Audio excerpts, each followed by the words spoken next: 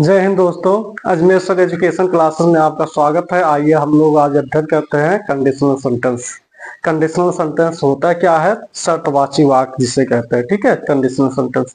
इस प्रकार के सेंटेंस में आप जानते होंगे बहुत से लोग कि शर्त रखा जाता है। ठीक है, इसमें सेंटेंस दो क्लाजों में टूट जाते हैं, डिवाइड हो जाते हैं। एक इफ से शुरू होता है, दूसरा दिन से खत्म हो जाता है, दिन से खत्म हो जाता है। ठीक है, या तो कामा लगा करके खत्म कर दिया जाता है। ठीक है, पहला इफ से चालू होगा, दूसरा कामा लगा कर खत्म कर दिया जाता है। English sentence. ठीक है, तो क्या होता है कंडीशनल सेंटेंस? ऐसा वाक्य जिसमें मतलब शर्त रखी जाती हो। ठीक है, वो कंडीशनल सेंटेंस होता है। जैसे यदि तुम मेरे घर आओगे तो मैं तुम्हारे घर आऊंगा। ठीक है, यदि तुम मेरे घर आओगे तो मैं तुम्हारे घर आऊंगा। हाँ, ये समझने की बात ये भी है कि इसमें देखिए दोनों लग रहा है कि मतलब फ्यूचर टेंस में, लेकिन नहीं, एक फ्यूचर में होगा, एक प्रेजेंट में होगा। ठीक है, ये दोनों में एक फ्यूचर में होगा, एक प्रेजेंट में होगा। यदि तुम मेरे घर आओगे मैं तुम्हारे घर आऊंगा। यदि तुम अयोध्या आए होते तो स्नान किए होते। यदि तुम स्कूल आए होते तो मिठाई पाए होते। यदि तुम 15 अगस्त को स्कूल आए होते तो लड्डू खाए होते। यदि तुम बस्ती जाओगे तो पुस्तक पाओगे। यदि तुम परिश्रम करोगे तो सफल होगे।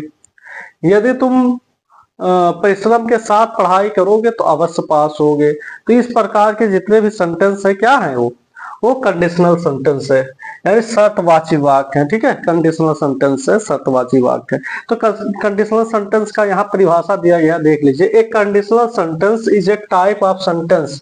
ए conditional sentence is a type of sentence that expresses a condition.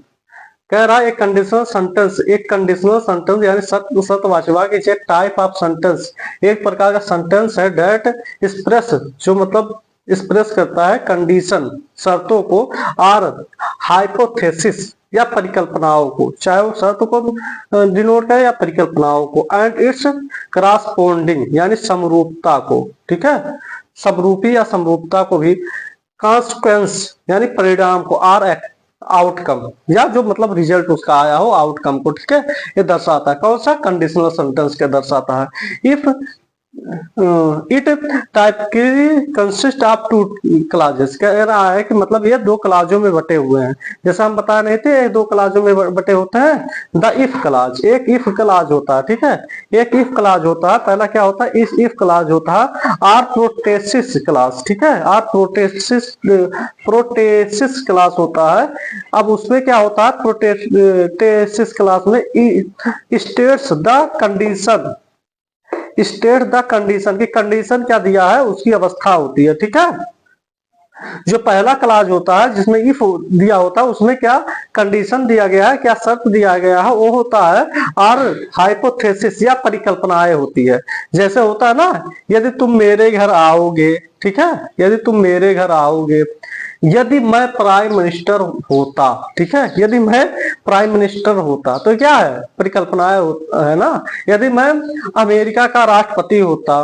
ठीक है, यदि मैं यूएनओ का चेयरमैन होता या चेयरपर्सन होता। ठीक है, तो ये क्या है? हाइपोथेसिस है। ठीक है, परिकल्पनाएं हैं। ठीक है, उसके बाद क्या है? दूसरे में क्या होगा? The main class. दूसरा क्या होता है? मेन क्लास होता है। आर आप्टोसिस होता है या ओपोडोसिस होता है या अपोडोसिस होता है। ठीक है, ये क्या होता है? स्टेट्स द कॉन्सिक्वेंस और आउटकम। ठीक है, क्या होता है? यानी हम परिणाम बताए है ना, तो कॉन्सिक्वेंस परिणाम होता है और आउटकम होता है। ठीक है, ये होता है जो दूसरा सेंटेंस होता है उसका आउटकम होता है। तो जो देन के साथ शुरू होता है और देन ना लगा तो कामा लगा करके काम चल जाता है। जैसे यदि तुम मेरे घर आओगे मैं तुम्हारे घर आऊंगा। ठीक है, तो मैं तुम्हारे घर आऊंगा आउटकम हो गया, यानी कि मैं आऊं, यदि तुम मेरे घर आओगे, यदि तुम मेरे घर आओगे तभी तो मैं तुम्हारे घर आऊंगा। तो जैसे बहुत से हित मित्र ऐसा कहते हैं। ठीक है, तो इस प्रकार से ये आउटकम हो जाएगा। ठीक है, तो आशा करते हैं समझे होंगे आप लोग। ठीक है, इसे नोट करिए, तब आगे बताते हैं हम।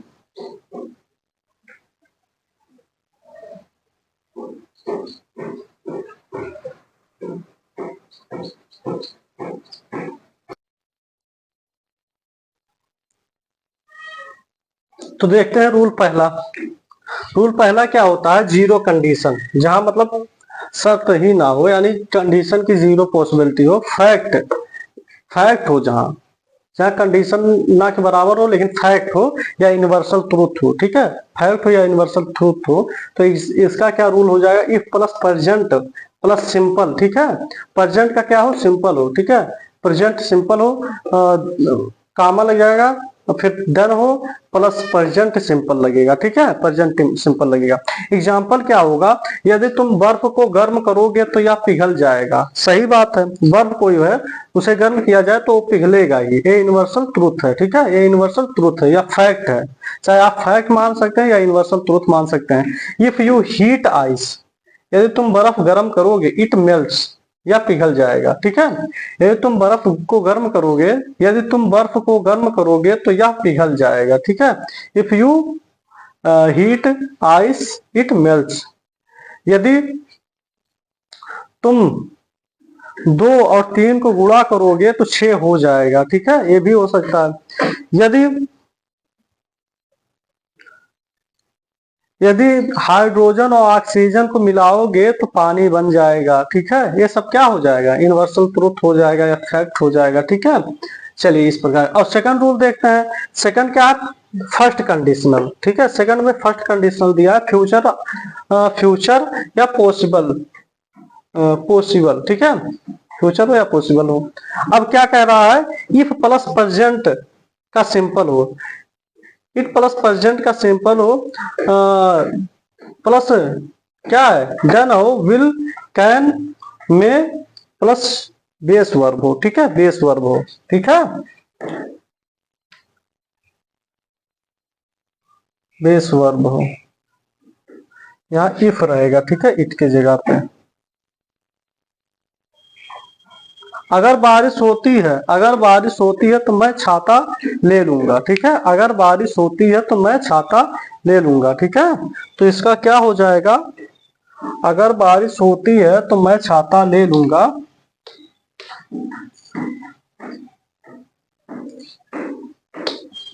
अगर बारिश होती है तो मैं छाता ले लूंगा। If it rains, if it rains I will take I will take I will take an I will take an umbrella, ठीक है, if it rains I will take an umbrella, अगर बारिश होती है तो मैं छाता ले लूंगा, ठीक है, मैं छाता ले लूंगा, मैं या मैं एक छाता ले लूंगा, ठीक है, इसे नोट डाउन करें, इसके आगे वाला तुम बताएं।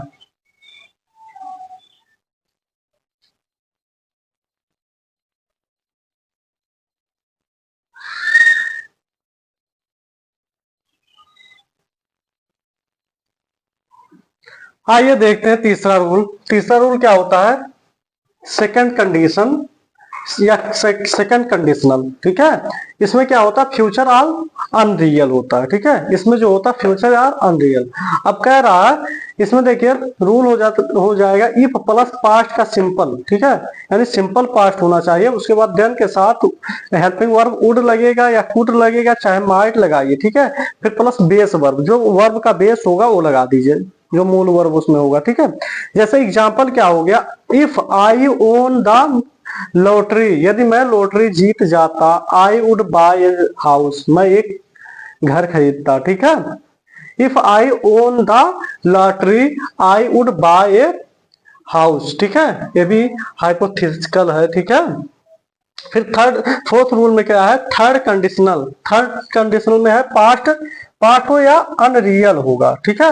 अब इसमें क्या है, देखिए rule, if plus past perfect, past का परफेक्ट होगा, फिर देन के साथ प्लस वुड हैव या पास्ट पार्टिसिपल हो, चाहे वुड हैव होगा चाहे पास्ट पार्टिसिपल होगा। एग्जांपल क्या हो है, देखिए आई, इफ आई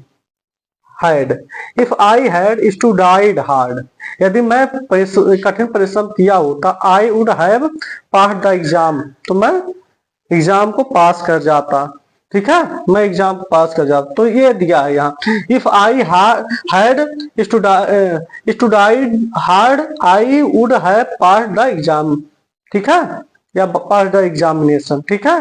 तो इसे नोट डाउन करिए, फिर आगे बताते हैं।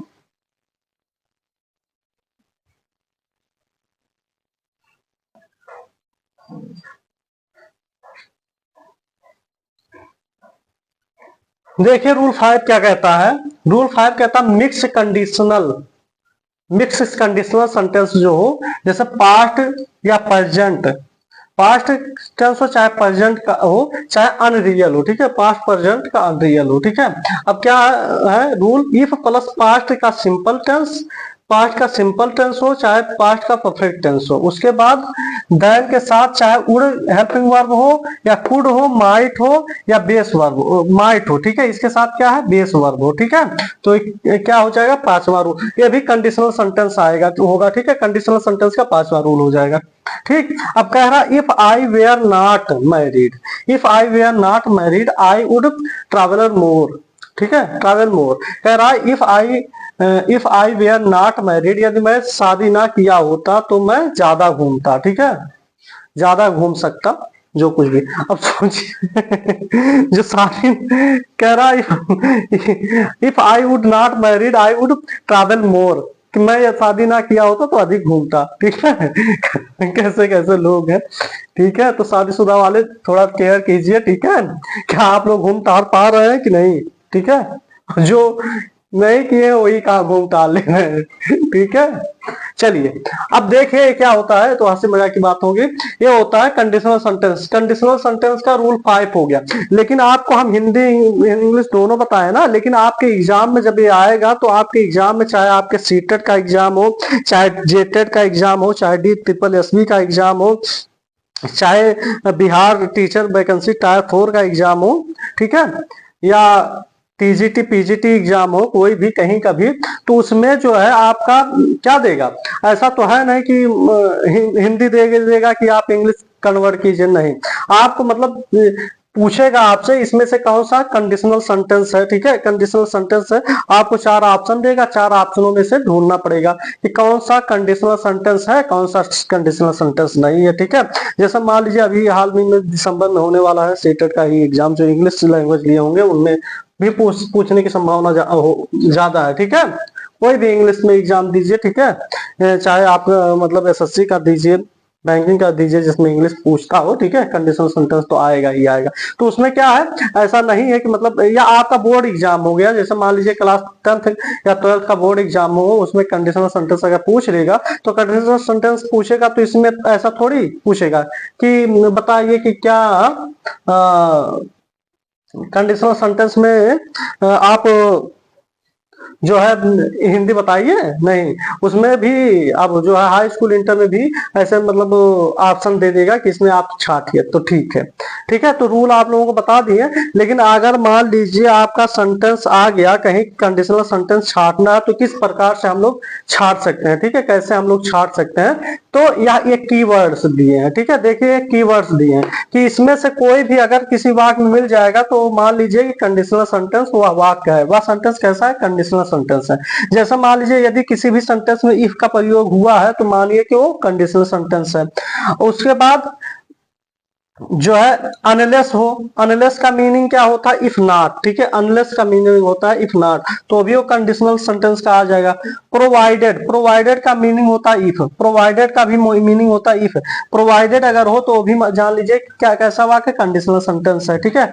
सपोजिंग, सपोजिंग का मीनिंग भी होता है इफ से, सपोजिंग भी इफ से कन्वर्ट करता है, सपोजिंग का मीनिंग भी इफ होता है। तो अगर कहीं सपोजिंग किसी भी सेंटेंस में आ गया हो तब भी हम पहचान लेंगे कि यहाँ मतलब क्या है, कंडीशनल सेंटेंस है। यदि कहीं इन केस आ गया, ठीक है, किसी भी वाक्य में इन केस का प्रयोग हुआ हो तब भी हम जान जाएंगे कि ये कंडीशनल सेंटेंस है, क्योंकि इन केस के मेन इफ का प्रयोग होता है। इन केस मीनिंग क्या है, इफ। अब ये चीज देखिए, किसी भी सेंटेंस में यदि इफ का प्रयोग हुआ है तो वो कंडीशनल सेंटेंस हो जाता है, ठीक है। और देखिए अनलेस मीनिंग के क्या दे, इफ नॉट का अगर अनलेस का प्रयोग हुआ हो और वो इफ नॉट का मीनिंग दे तो भी वो क्या हो जाएगा आपका कंडीशनल सेंटेंस हो जाएगा। प्रोवाइडेड, प्रोवाइडेड का मीनिंग अगर इफ से दे तो वो भी क्या हो जाएगा, कंडीशनल सेंटेंस।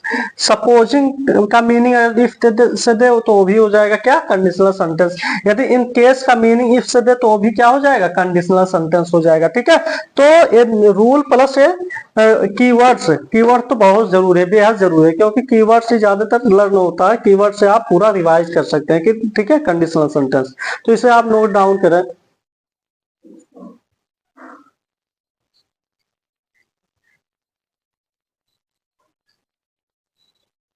आशा करते हैं आप लोग कीवर्ड्स नोट कर चुके होंगे या स्क्रीनशॉट ले चुके होंगे। अब देखते हैं फंक्शन। अब कंडीशनल सेंटेंस का फंक्शन कैसे काम करता है, यानी कैसे कार्य करता है कंडीशनल सेंटेंस। ठीक है, सत्यवाची वाक्य कैसे कार्य करता है, जैसे एक्सप्रेसिंग हाइपोथेसिस आर कंडीशंस। ठीक है, एक्सप्रेसिंग मतलब वो एक्सप्रेस करके या व्याख्यान करके, हाइपोथेसिस परिकल्पनाओं को, कंडीशन या शर्तों को, कंडीशंस शर्तों को। ठीक है, फंक्शन पहला क्या करता है, एक्सप्रेसिंग हाइपोथेसिस आर कंडीशंस या कंडीशंस को। दूसरा क्या करता है, दूसरा सेकंड करता है आपका डिस्क्राइबिंग केस, किस डिस्क्राइबिंग काज, कारण को डिस्क्राइब करता है, एंड इफेक्ट और प्रभाव को, रिलेशनशिप्स। ठीक है, कारण और प्रभाव की रिलेशनशिप को मतलब व्याख्या करता है। फिर तीसरा क्या करता है टॉकिंग अबाउट फ्यूचर के बारे में बात करता है। फ्यूचर की किसमें, पॉसिबिलिटीज के बारे में और अनसर्टेनिटीज। ठीक है, पॉसिबिलिटी के बारे में या अनसर्टेनिटीज, जो सर्टन ना अनसर्टेनिटीज हो उसके बारे में क्या बात करता है, कंडीशनल सेंटेंस। ठीक है, फंक्शन तीसरा फंक्शन ये कहता है। ठीक है, चौथा फंक्शन क्या कहता है, डिस्कसिंग पास्ट रिग्रेट्स। ठीक है, डिस्कसिंग करता है पास्ट बीते हुए चीजों को, रिग्रेट्स करता है, और अनरियल सिचुएशंस के बारे में बताता है। तो ये इसके चार फंक्शन होते हैं। चार फंक्शन किसके होते हैं, कंडीशनल सेंटेंस के चार फंक्शन होते हैं। ठीक है, आशा करते हैं आप लोगों को बेहतर तरीके से समझ में आया होगा। और ये इंपॉर्टेंट किसके लिए है, ये इंपॉर्टेंट भाई सीटेट, जेटेट, यूटेट, जो इंग्लिश लिए हो। ठीक है, यूटेट, टायर 4 जीरो जो वैकेंसी हो रही है, पीजीटी, टीजीटी। ठीक है, इन सब एग्जामों के लिए प्लस बोर्ड एग्जाम।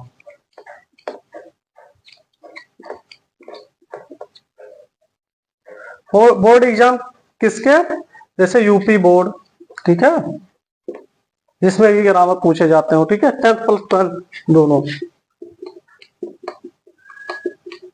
ठीक है, फिर आप एसएससी के पोर्शन वाले हो उनके लिए भी, बैंकिंग के लिए भी, जहां भी मतलब इंग्लिश पूछा जाता हो। ठीक है, कंडीशनल सेंटेंस। तो कंडीशनल सेंटेंस में सबसे अहम चीज क्या है कि कीवर्ड्स आप लोग याद कर लीजिए और फंक्शन देख लीजिए बस। ठीक है, आप लोगों को कहीं भी अगर मिल जाएगा कि कौन सा कंडीशनल सेंटेंस है तो आप मतलब लगा देंगे, आंसर सही कर देंगे। ठीक है, उसमें क्या होता है, ऑप्शन चूज करना होता है। ठीक है, ऑप्शन आप लोग देख लेंगे, चूज कर लेंगे। ठीक, आशा करते हैं आप लोगों को बहुत समझ में आया होगा।